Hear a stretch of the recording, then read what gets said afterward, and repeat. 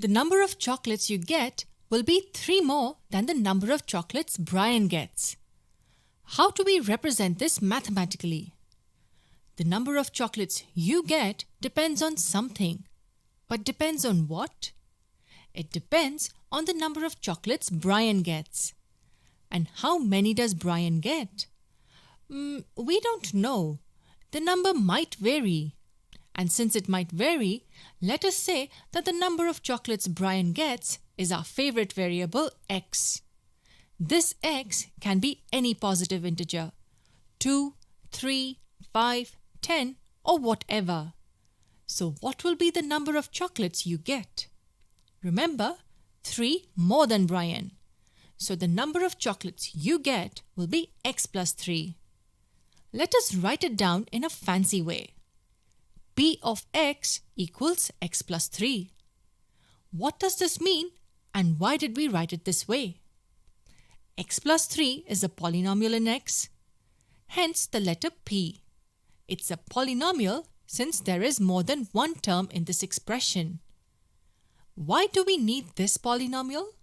It's because that's what we are concerned about.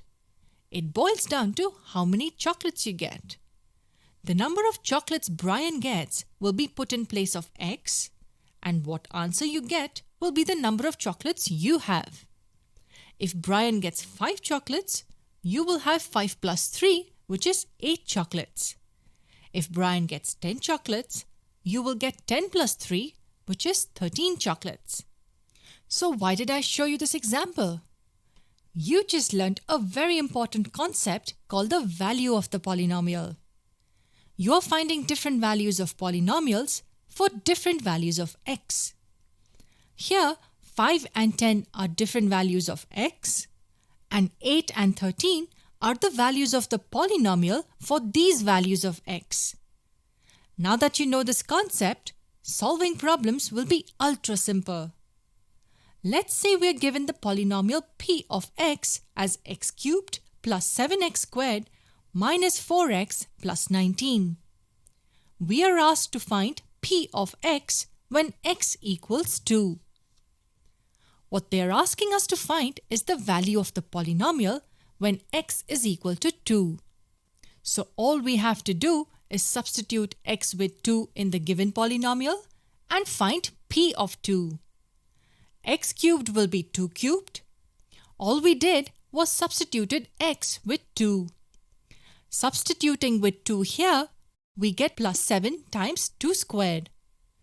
Minus 4 times 2 plus 19. 2 cubed is 8. This is 7 times 4. 4 times 2 is 8. Plus 19. That equals 47. So we can say that the value of the polynomial is 47 when x equals 2. But what are zeros of a polynomial?